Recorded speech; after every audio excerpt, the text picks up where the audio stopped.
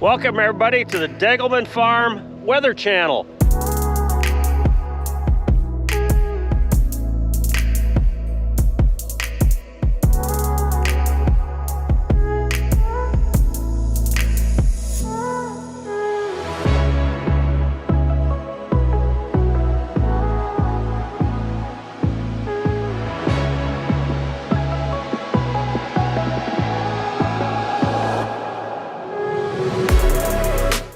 They're talking 10 to 15 inches of snow where we're at.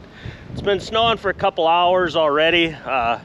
We've maybe got, I don't know, 2 inches or so, but it's real windy. If we do get that 10 to 15 inches of snow, we're gonna have 4, 5, 6 foot drifts out of that, as windy as it is. So this is gonna be interesting for the next couple of days.